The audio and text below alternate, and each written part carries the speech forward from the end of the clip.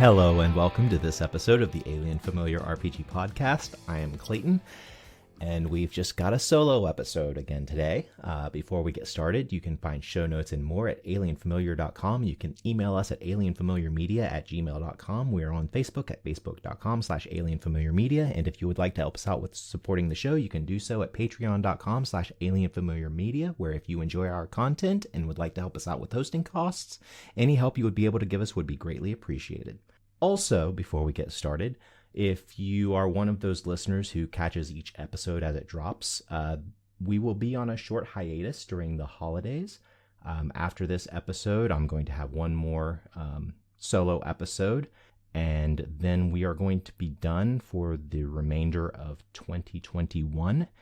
After our brief hiatus, we will be having our follow-up episode sometime around the middle of January. So thank you very much for joining me today. Today, I am going to be talking about house rules in D&D 5th edition. And specifically, I'm going to be talking about house rules that I have used over the years. Some of these will be rules that I actively use in pretty much every single game that I play. Others will be ones that I have tried out and for one reason or another just didn't work. I didn't like. And there will also be some of them that I will only use in very particular campaigns. For example, I've got quite a few of these that I used in a Dark Sun campaign that I ran a few years ago.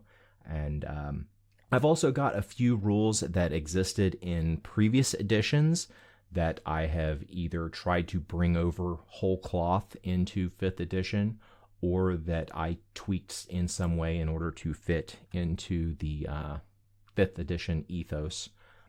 In this discussion, or rather lecture, I'm also including in this list some house rules that I use but are so ubiquitously used that I don't think that some people realize that they are actually house rules and not rules as written. These are rules that, as a DM, I personally forget at times, and also I forget as a player. And they are also rules that I have rarely, if ever, encountered a DM who uses them as written.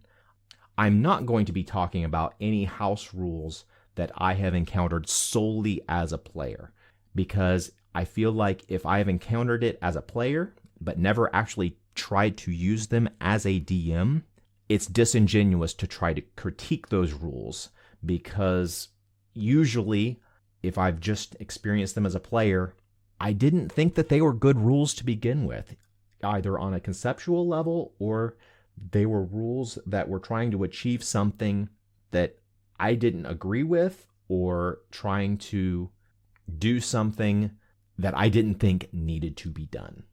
This is actually my second time recording this, because the first time as I was going through recording this, I realized after the fact that I forgot a lot of points that I wanted to bring up. But I also realized that for a lot of rules, I was just saying, this rule is a pain in the ass. I really want to explain why some rules worked, some rules didn't work. And I feel like me just saying it was a pain in the ass, most of the time I forgot to explain exactly what I was meaning at the time. So right here up front, I'm explaining that every time I say a rule was a pain in the ass, I usually mean one of two things. Either it is something that the DM is the only one who cares about the so-called issue that is being addressed, or it is a situation where the supposed benefit is not worth all of the extra work that goes into it. And more often than not, both of these are going to be the case for the rules that I say are a pain in the ass. Another thing that I don't often mention with these house rules, and why some of them I don't use every single time, is with the direction that D&D 5th edition has gone, digital implementation is almost necessary. I don't know how long it has been since I have played a game where literally everyone at the table was using pen and paper for keeping track, or or rather pencil and paper, for keeping track of their character and their gear and their loot and all of that. It has been many years. So I feel like the digital media in which we use our characters is a very real concern when it comes to implementing house rules, because I am not a coder. I do not write computer code. I have no idea of how I would implement some of these rules into some of the digital platforms that I play on, including D&D Beyond, Roll20, Fantasy Grounds, Foundry, or any other virtual tabletop that someone may use. So I'm including that little caveat to keep in mind for anybody who is thinking about implementing some or all of these house rules, or even coming up with house rules on your own. Just keeping in mind, how will these rules get implemented at the game table? Because some of these rules, it will take a lot of extra work in order to put them into the game. And back to my previous point of when it's a pain in the ass, is it going to be worth it? So, like I said, I've actually recorded this twice. This is my second time recording this. I got about 2/3 of the way through and realized that I absolutely needed to divide this up into 2 episodes. I'm going to be going through the player's handbook, and in those sections, I'm going to be discussing the house rules that I have in the different sections of the player's handbook. And then for the second part, which will be a separate episode, I will be going over pretty much everything else.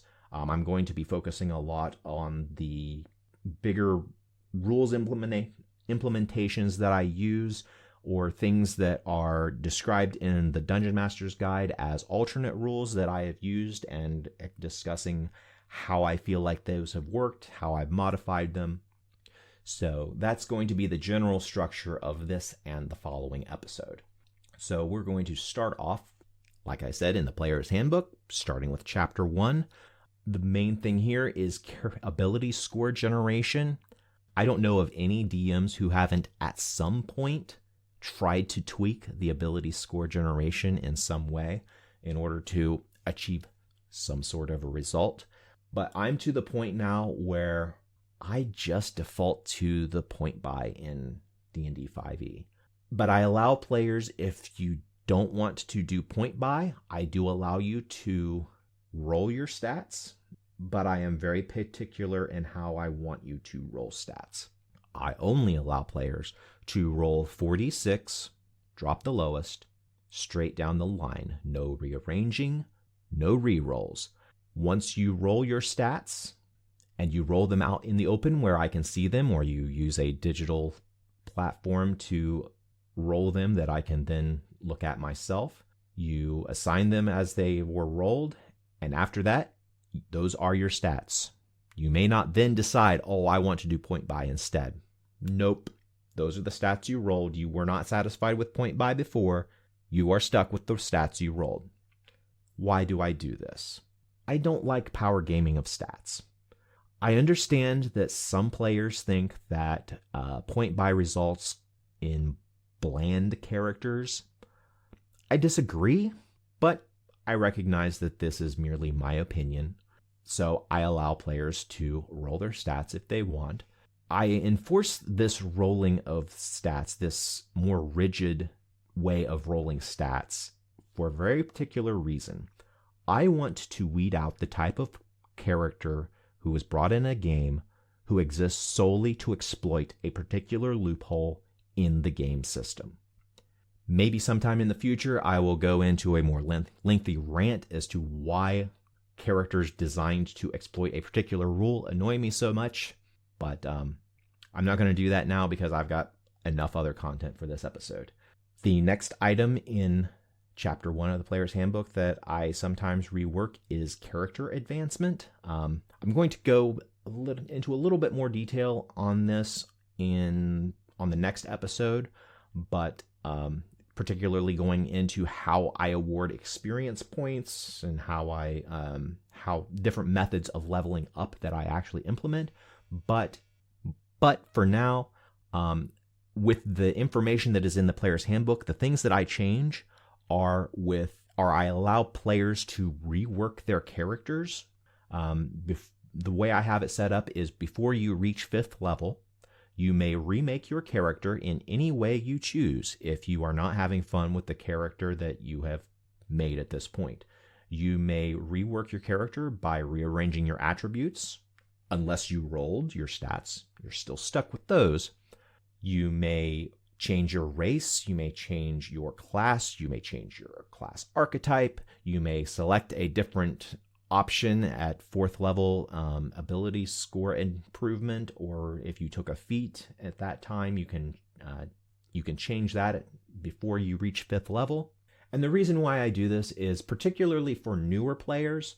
I have seen many new players over the course of my entire gaming career who create a character and they have something in their minds at the beginning of the campaign, and through learning the game system, learning how things interact, the character isn't playing out how they thought it would. They're not satisfied with it in some way. And so I want to give particularly new players the ability to redo things just because they didn't know what they were doing at the beginning, and hopefully by around 5th level they've picked up enough on the system that they can retool their character in a way that they are happy with.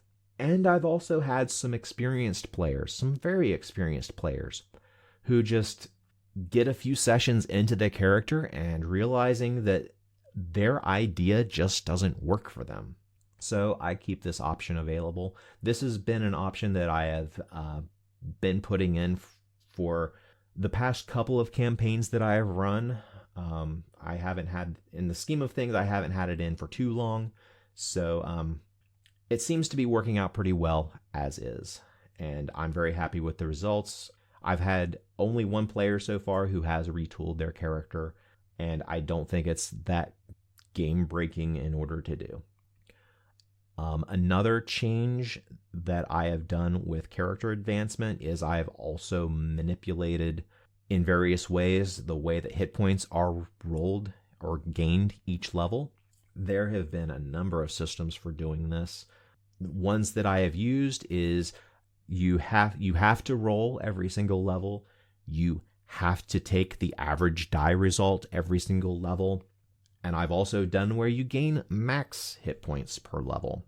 Max hit points per level I really don't like, just because I feel like it makes the problem worse of the player characters just being too hard to kill. So hard to kill that they get the impression that they aren't going to die. And for most of the games I want to run, I want there to be some fear that this is a game where their characters are facing real mortal danger. And if you have a lot of hit points, it fosters the mentality that, oh, I'm a barbarian and I am 10th level, and so a 10th level barbarian may have as many as 150 or more hit points if you give them max result every single level. It's just a mentality that I don't want in most of the games that I play. There are some games that I do want that, and I may allow more hit points than normal. I usually don't do the max hit points every single level. Whenever I want characters to be a little bit more powerful, whenever I want a more grandiose campaign where the player characters at the beginning of the campaign are the same ones at the end of the campaign, where I want to go the extra steps in order to help make sure that that is going to be the case, what I usually do is I have the player roll for hit points every single level. However, if you roll less than the average result on your hit die, then I will allow you to take the average result anyway.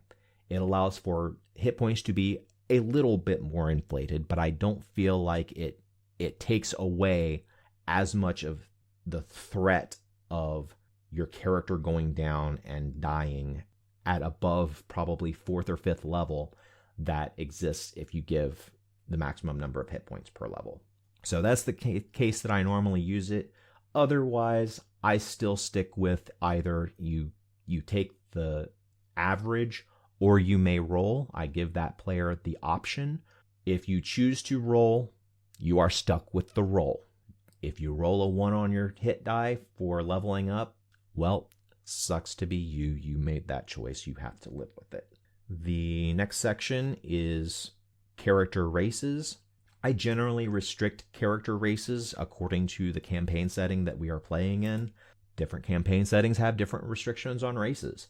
And some campaign settings have different races that are more common than others. So it depends on the campaign setting, and it also depends on what part of the campaign setting I am going to be exploring. I like to use Eberron as an example for this. In Eberron, there are the player character races that are in the player's handbook, and there's also the player character races that are in the 5th edition Rising from the Last War campaign setting book. Those are the default races that are available for the campaign setting, but I may allow you to play other races.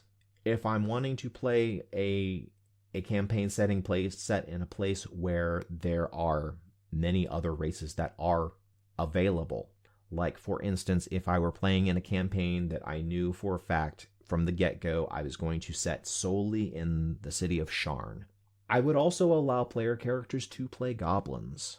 Goblins are can be a civilized race. They can be citizens of Breland, the kingdom in which Sharn is set in Eberron. So I will allow that I will allow players to play that if they ask me to. One thing that I generally do is that I will allow other resources from physically published Wizards of the Coast books with permission if you ask me ahead of time. There are also some settings that I feel should be a little bit more open, and so I will allow additional material, such as material from third-party publishers.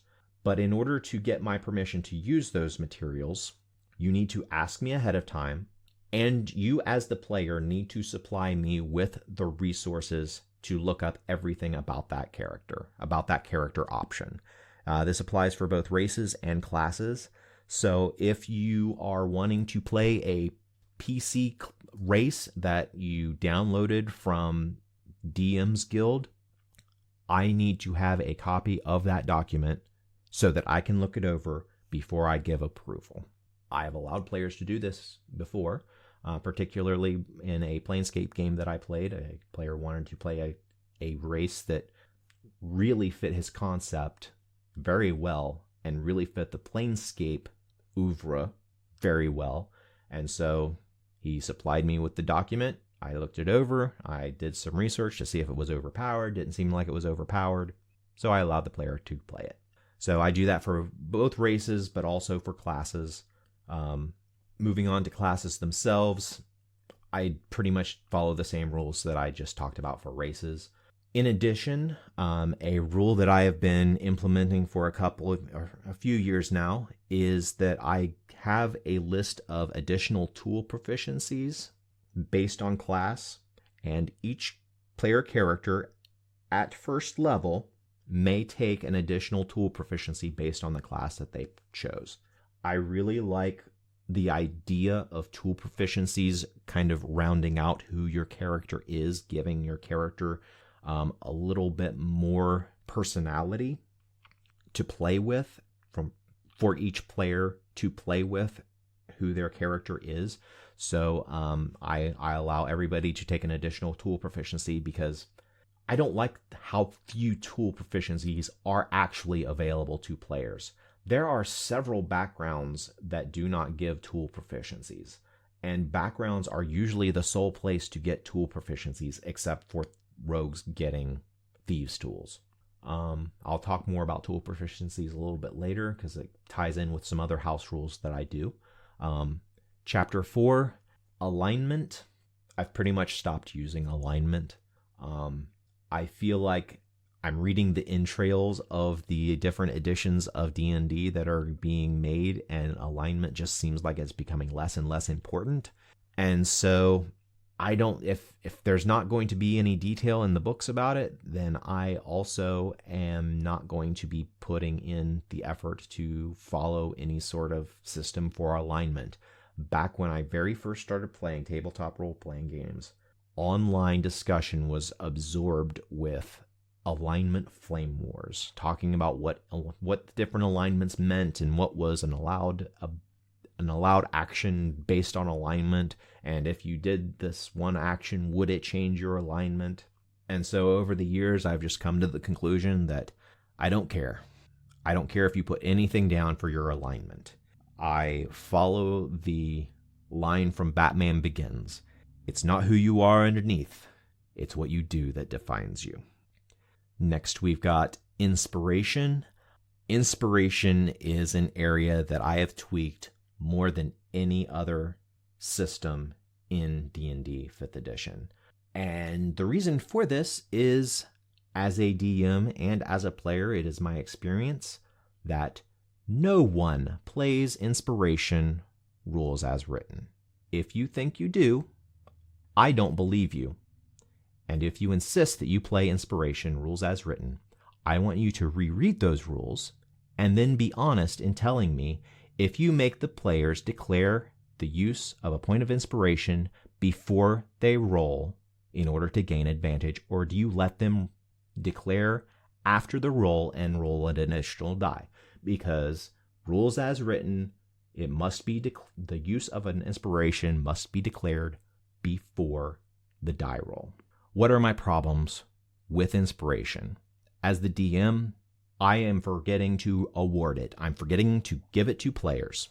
When I am a player and all of the players who are at my table, they forget that they have it. So it becomes a useless mechanic. And I don't like useless mechanics. I don't like there being space on a character sheet that does nothing. So I've tweaked how I award inspiration. And it's not just inspiration in other game systems. I have this exact same problem. It's not a D&D 5th edition problem. It is a problem in every single game system that I play that has some sort of a mechanic that is similar to inspiration. In Savage Worlds, they have bennies. In World of Darkness, they have willpower. In Fate system, they have fate points. In Apocalyptia, Jordan has luck points. I always forget about them, and as the DM, I forget to award them. So I have toyed with making it a player responsibility, and I've played with the way in which I, as the DM, have it as my responsibility. I have done it where at the end of the session, players may nominate a single player to have gotten a point of inspiration. Don't like that because that means you're only giving 1 point of inspiration per game session. I have also done it where I let all of the players know at the beginning of the game, I am terrible about giving out inspiration. I want you to let me know when you feel like you've gained inspiration. By the rules, you gain inspiration by playing your personality, ideal, bond, and flaw. So I want you to tell me whenever you are doing that so that I can remember to award you inspiration.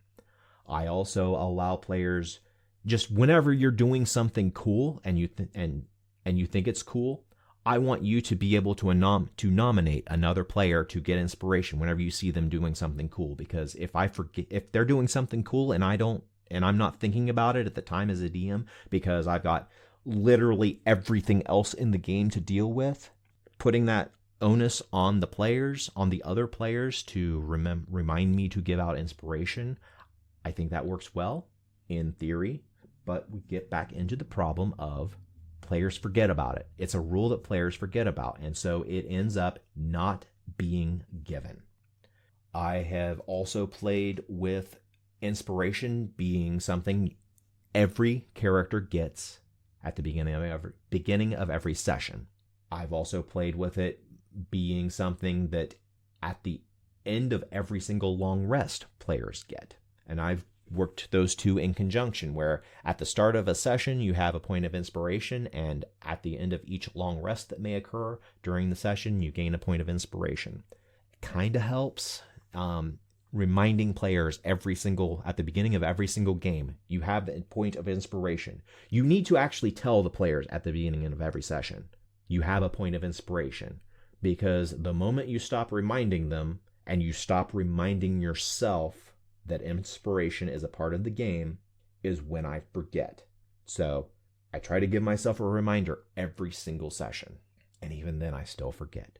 So what other ways have I tried to get around inspiration? Because I like the idea of inspiration. I like that there is something that the players can activate in order to improve a roll. I have tried, instead of inspiration, using the lucky feat.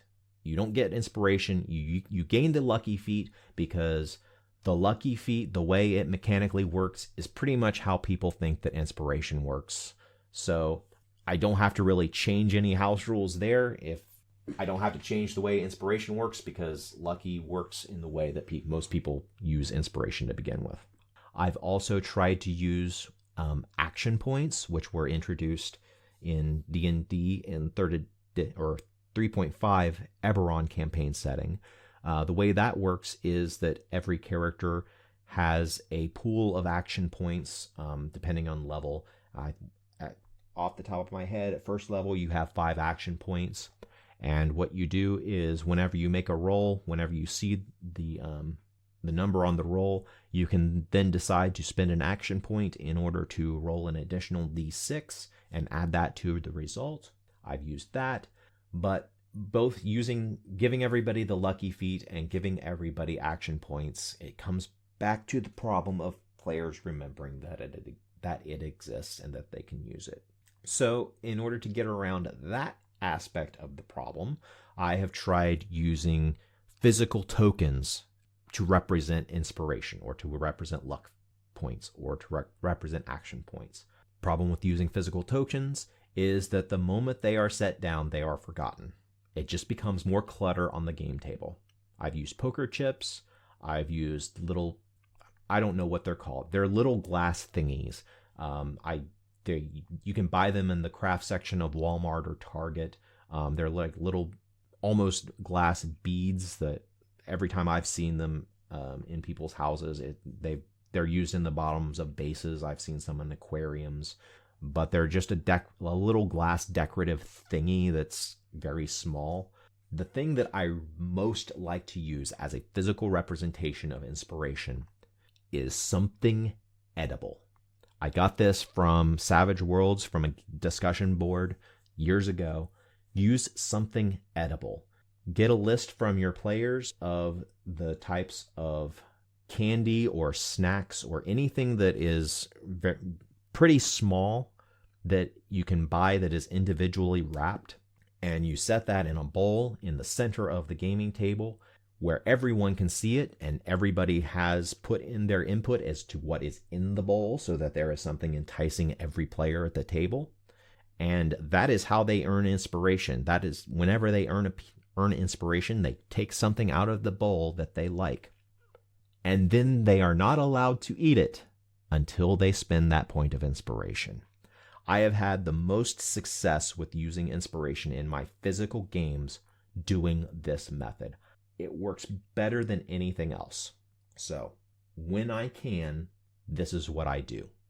One other tweak that I do to inspiration, since everybody just uses it the way that the rules as written luck points are used, I also give the players the ability to give a point of inspiration to somebody else on their roll. So that's an additional tweak that I do for inspiration specifically. Next, we move away from inspiration and start talking about equipment things, specifically weapons and armor rules tweaks and house rules. I have tried to use weapon and armor breakage. I've used a couple of different systems over the years.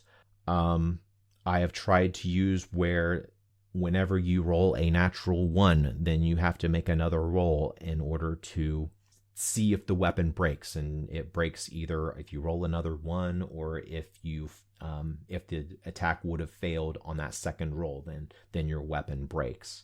Particularly in 5th edition, I don't think that works, because in previous editions third edition and before, you had to you had to make a confirmation roll whenever you wanted to make a critical hit in third edition.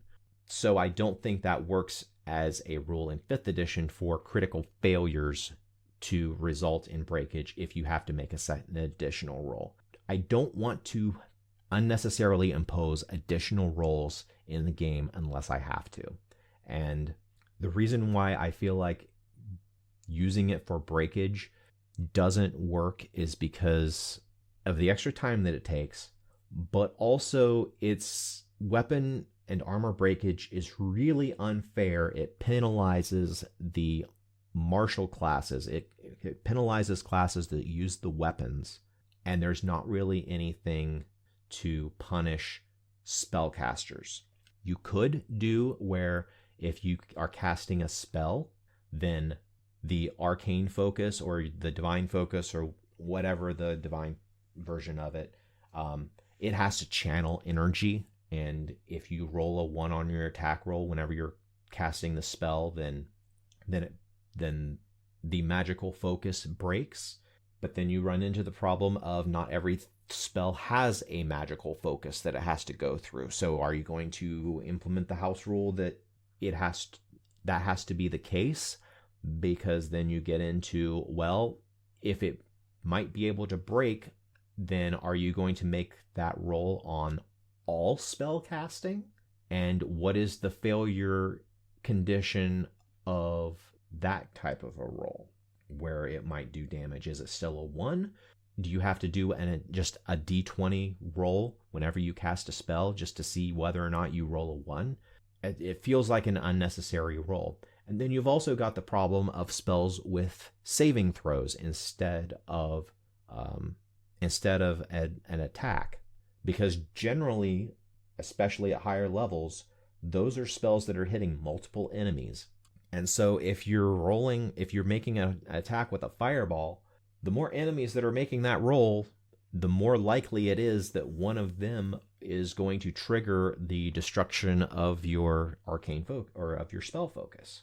So I really want to have a good rule for breakage, particularly for Dark Sun, because Dark Sun is a setting where it is more grim and gritty, but also steel is a much, much rarer resource. Steel pretty much doesn't exist in Dark Sun. You have to make things out of inferior materials. So you're making things out of wood or stone or bronze or brass or copper, or a really good weapon would be made of iron, because they just don't have the capacity of making reliable steel in Dark Sun.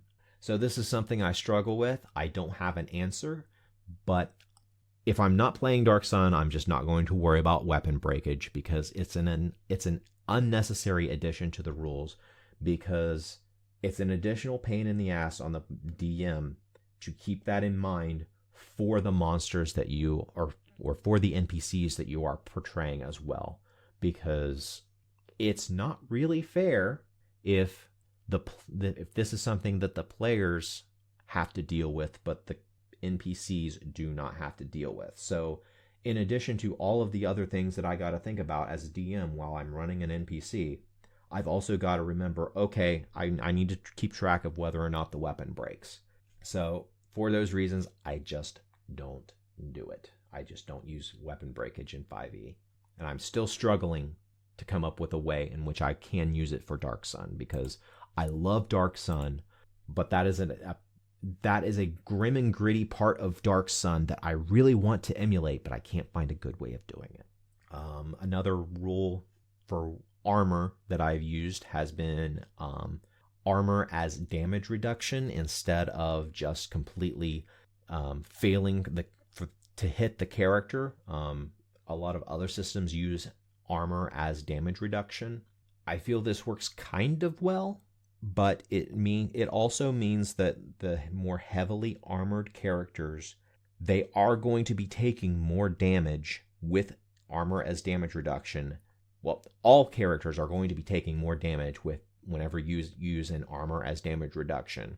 And then you get into the problem of how a shield would work in this system, because a shield really is something that is keeping you from getting hit because you're blocking it with a shield. So do you keep a shield as just giving a +2 to your armor class? That can work, but a +2 really isn't all that much, considering how effective a shield is at protecting you from getting hit. I've played with parry rules in D&D. I haven't actually done it in 5th edition, but the editions are so similar that all of the same rules that I have tried with parry rules would be applicable for 5th edition. It's just an additional set of rolls that player characters have to make. It just ends up slowing things down. I don't want it to take any longer than is absolutely necessary in combat to get through combat. I want to get through combat as quickly as possible, and putting in additional rolls ultimately makes things move slower. There may be, depending on the setting, there may be some changes in the equipment list that I have available. I'm not going to go into too great a detail for that. I do have some house rules related to lifestyle expenses. I generally roll lifestyle expenses into downtime activities. I'll talk about that a little bit later. I'm not sure if it's this episode or next, but downtime activities I have expanded somewhat and expanded the importance of in my games. The reason why I generally use lifestyle expenses is I hate the experience of player characters going into a new town, particularly a large town that has several inns, and the player characters begin shopping for an inn to stay in. The player characters will try to go from one inn to another, and the way I've done it in the past and the way it doesn't work and why I use lifestyle expenses is I have to put a lot of effort into thinking about the location of the inn and also the tone and feel of the city, all of the sights and sounds and smells that I'm trying to evoke whenever I'm giving my descriptions. I do that whenever the characters walk into a place, walk into town, and walk into a particular establishment in that town. And if the player characters are looking for an inn in order to find the best night's stay, usually for the cheapest price, because that's what most characters usually do, I have to put all that effort into creating that description, and then for the player characters to finally ask the barkeep or ask the innkeeper how much it costs to spend the night, and the characters are not satisfied with it ever. They're never satisfied with any price that they are given. They always either want to haggle or they say, I'm going to go try to find a better price. So I use lifestyle expenses so that I can just say in a blanket statement, you go into several different places in order to find somewhere that has accommodations for the price point you are looking for, and then here is a description of the place you go into, and then I finally give a description that gives all of the information that I want to convey to the players about the city, but also about this particular place that they are staying. Whenever the player characters arrive in a new town and they start looking for a place to stay, I ask what lifestyle they are living at, deduct that from their character sheet for the day or for the evening, and I go directly into the description of where they are staying. And at that point, I give the inn a name, because that's the hardest part. And then I describe what the inn looks like and let them know that this is at the price point that they said they wanted. And then if they want to negotiate more, I will say, no, we're done. We did that. I'm not better. Moving on. We're skipping chapter 6 because there's not really a whole lot in chapter 6 in the player's handbook that I've got house ruled. Chapter 7, encumbrance, is something that I have messed with a lot over the years. Ultimately, I have come to the conclusion that in the end, I just don't care about encumbrance.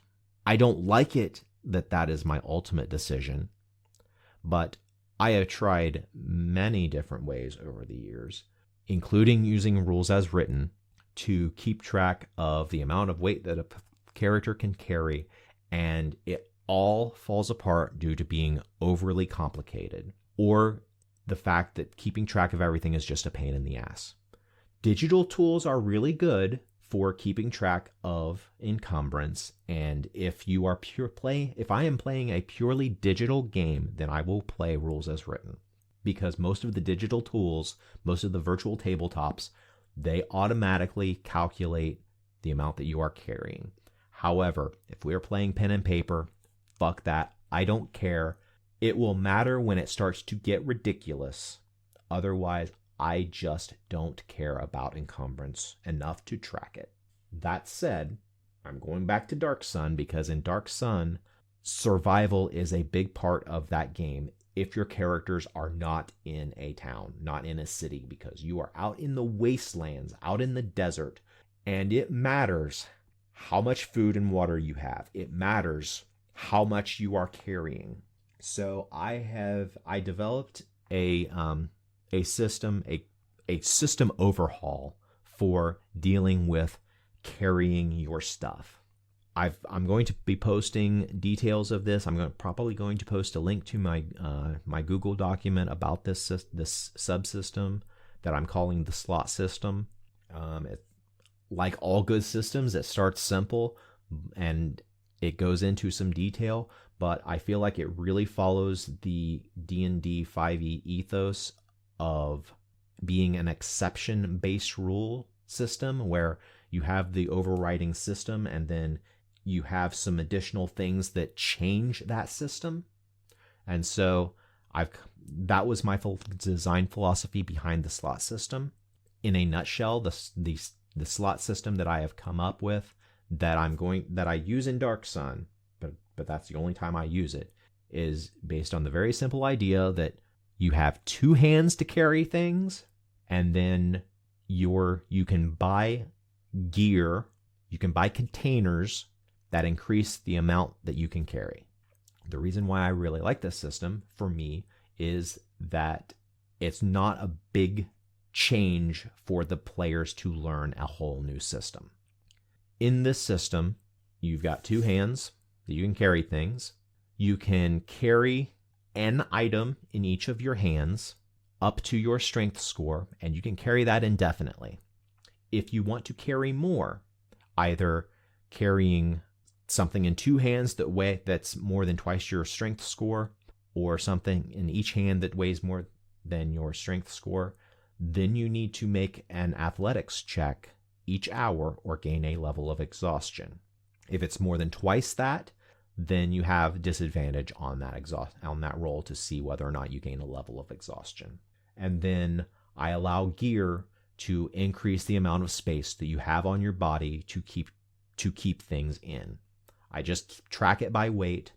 So, for instance, a backpack in this system gives you a back carrying location, and in that backpack you may carry up to 30 pounds, and you may have 2 weapon sheaths on the outside of the pack. I like this system because it avoids the problem of keeping track on a pencil and paper character sheet of the total amount of weight that you are carrying. It breaks down the amount of stuff that you are carrying into smaller chunks. And in smaller chunks, it's a lot easier to calculate the weight of things and whether or not you are over a particular threshold. And it's a lot easier. It's a lot easier to calculate, and it's a lot easier to keep track of whenever you have to take something out or put something in. Like I said, with the backpack, it adds a carry location, and it also adds weapon sheaths. Weapon sheaths in this system are a particular type of carry capacity where they only carry weapons. A sheath on your belt can carry one-handed weapon, or a sheath on your back can carry a weapon or a shield. And you generally cannot carry more than one shield. So I'll have more details on this system. I'll have a list of some additional items that I've statted out for this system of different like pouch sizes and like what a sack would add. Each one of these particular items is an exception from the core rule that you can only carry an item in your hands. So as you are wearing additional things, there are limits on your body of how many different things you can carry in each location. So if you are wearing a belt, you can only have 4 locations on that belt. You can either devote a particular location to a pouch, or you can devote it to a sheath. You cannot do both, and your belt is restricted to only carrying 4 containers. If this system intrigues you, please look at the show notes for a link to my Google Doc with this subsystem in it. And with that, I will move on to Chapter 8, which includes downtime activities. A downtime activity that is in the Dungeon Master's Guide that I use for most campaigns that I run is I make players train in order to gain levels. They need to spend money and they need to spend time in order to level up. I personally don't like campaigns where the player characters are constantly on the run from one location to a location, getting into fights, never taking a breather, never doing any additional things that might in some way improve your character, like crafting magic items. I really want for players to be able to fully explore who their character is, and I don't feel like you really get a good feel for who your character is if the only time your character is in the spotlight is during your combat round. So I really like to open it up and give grand swaths of time for your characters to do things. I let my players know at the very onset of each game, downtime will be a big part of this game.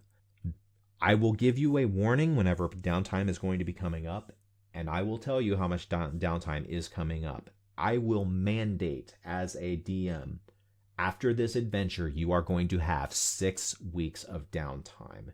Figure out what you're going to be doing in that time. I want my players to be thinking about those types of questions for their characters. What do you do when you are not adventuring?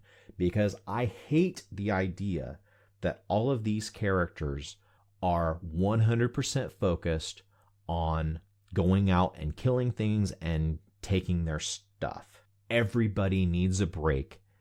No one is such a psychopath and a sociopath that all they do is kill.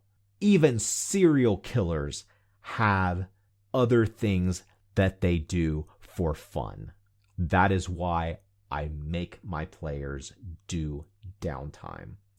During downtime, one activity that I love to promote for my players is the creation of magical items. And this is where I tie in the tool proficiencies, the additional tool proficiency that I give everyone. You can, instead of, as written, you need to have training in the Arcana skill in order to make a magic item. I don't like that. So I allow you to have training in Arcana or have a relevant tool proficiency, and you can make a magical item. If it is a weapon or a piece of armor, for instance, the character needs to be proficient in smithing tools. If a character doesn't already have a weapon or armor that they want to make magical, they have to first make that item, or they can use their smithing tools and their proficiency to turn an existing item that they have into a magical item. So, for instance, a fighter with proficiency in smithing tools wants to upgrade their weapon from a mundane weapon into a +1 weapon. I will allow them to do that, and I have a chart that has the amount of money and the amount of time that it takes in order to do that. I generally follow the rules that are in Xanathar's Guide for crafting times for that. My downtime activities draws heavily from what's in the Player's Handbook, Dungeon Master's Guide, and Xanathar's Guide. It's got a few little tweaks to it, but nothing that I want to go into the mind-numbing detail of explaining here. I also will allow characters to improve magic items. For instance, that fighter who made their sword a +1 sword, whenever they are high enough in level, I will allow them to improve that magical sword +1 into a magical sword +2. And generally, as long as the item has an upgraded version, I will allow them to keep doing that. If, however, that character, that fighter, wants to improve a regular sword into a flaming sword, for instance, I will allow them to make it into a flaming sword. However, they cannot then stack an additional type of magical effect into that. I don't allow that. I also don't allow them to stack additional bonuses onto that weapon. It has to follow the rules that are in the Dungeon Master's Guide for that flaming weapon, for instance. So if you think you might want to be improving a weapon in other ways on down the line, you've got to make that decision whenever you're crafting the item, whenever you're adding the first magicalness into that item. Next, we're going to move on to Chapter 9. The only real difference in Chapter 9 is I've messed a lot with the death and dying mechanics. Ultimately, the only change that I maintain to death and dying is that whenever a player makes a death saving throw for their character, they are not allowed to let the other players at the table know whether or not they succeeded at that roll. If a player cannot do this, if they cannot express in some way either elation or dejection at the sight of their roll to let the other players know what they rolled, then I will roll that for them. I do not want all of the other characters to know metagame whether or not somebody is dying or not. I feel it breaks a lot of tension in the game for the other players at the table to know, okay, he just made his first death saving throw. We have at least another round to do anything about this character who went down last round. I really don't like that. So I enforce the other players at the table cannot know the results of the death saving throws. And I will tell you from experience, I have been that player who has been making those death saving throws. And in 2 instances, I have had a character die because the other players did not get to my character before my character got killed. And they found out the hard way, whenever they tried to save me, that it was too late. I, as a player, love it. I love the guilt that the other players feel when they didn't get to my character in time. This is a rule that I will forever use in D&D 5th edition, that the other characters, that other players at the table cannot know the results of the death saving throws until either the conclusion of the combat or until somebody is able to cast a spell that brings the person back up. Or they cast the spell in order to try to bring the person back up and realize that it's been too long and they are already dead. I love the experience that brings to the table, and that's why I keep that rule. That's not really a change in the rules. It's not an explicitly stated alteration of the same death saving throws. I've played around with some other ways of doing it, but ultimately I've decided that this meets all of my needs. Some other ways that I've played around with it is using the rule that whenever you drop to 0, you automatically gain a level of exhaustion. This prevents or hinders characters who drop often. And this is and I've also played with it where failing a death saving throw gives you a level of exhaustion. And to be honest, I feel like this system just way over punishes melee characters. They are going to be the ones who are dropping, and they are going to be the ones who are taking these levels of exhaustion, and it's just too much. Even in a gritty game, I feel like it is way too much of a burden, and it punishes the melee characters way too disproportionately, and ultimately I don't think it's fun. So I don't use any of those modifications to the death and dying rules anymore. Next in Chapter 10, with material components, I just ignore material components and I ignore spell focuses unless the material component is worth more than 1 gold piece. This is a very slight modification of the rules as written. The rules as written, you either have a focus or you have a material components pouch, and the items get consumed from the component pouch or they get accessed from the component pouch. I feel like it's an unnecessary level of minutia that really doesn't have any effect on the game itself. So as long as it's worth less than 1 gold piece, material components and spell focus is just not something that I mess with. The next thing that I don't mess with, I am going to tell you that it's a house rule because it is a house rule, despite the fact that everybody plays this house rule and I don't feel like anyone actually knows and plays by rules as written. This is the house rule that I use. Somatic components are ignored, except when it is something that the player characters are trying to disrupt in the enemy. Nobody plays rules as written the way spell components work, because if you played rules as written, clerics and paladins would be screwed. You don't believe me? Quote, spell components. The caster must have a free use of at least one hand in order to perform these gestures. End quote. Cure Wounds has a somatic component. So if you are a cleric or a paladin with a weapon in one hand and a shield in the other, they must drop the weapon or doff their shield in order to cast Cure Wounds. Or for a paladin to use Lay on Hands. Then they will need to pick up the weapon or don the shield in order to have it again.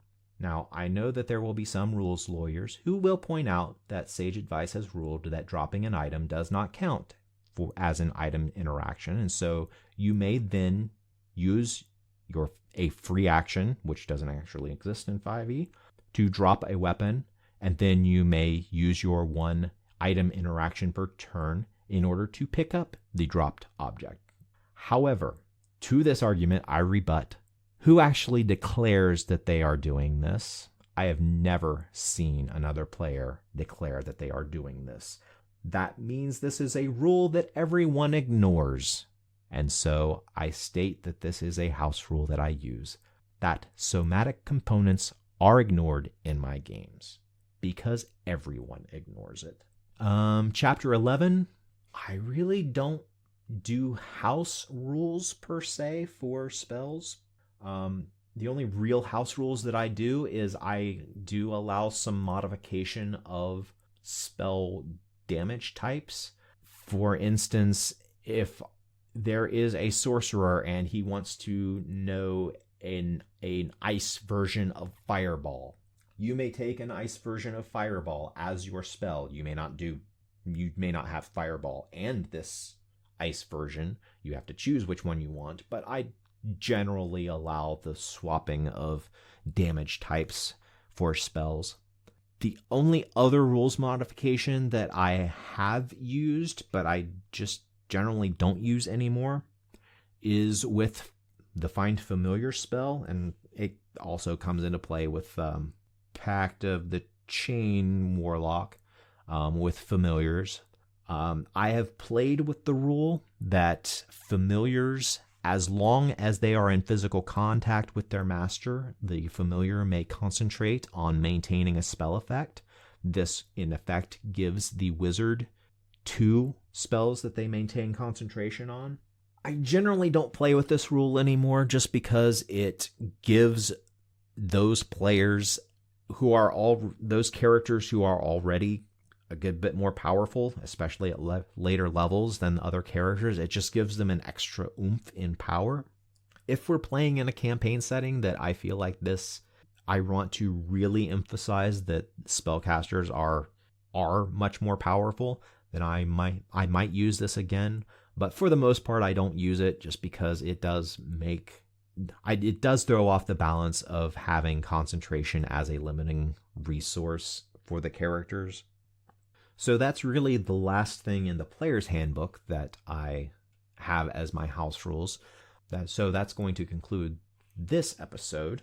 Stay tuned for the next episode, which will come out in about 2 weeks, where I will talk about things that are in the Dungeon Master's Guide and some other things that really didn't fit neatly in the player's handbook, going through the player's handbook for house rules that I implement into the games.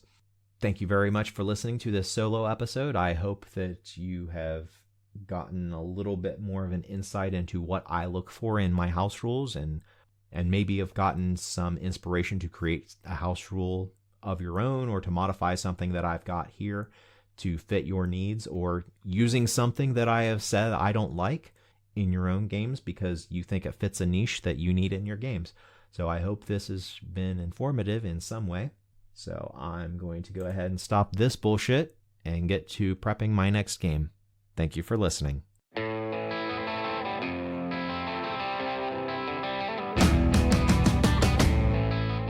This has been a production of Alien Familiar Media. You can find past episodes and more at alienfamiliar.com.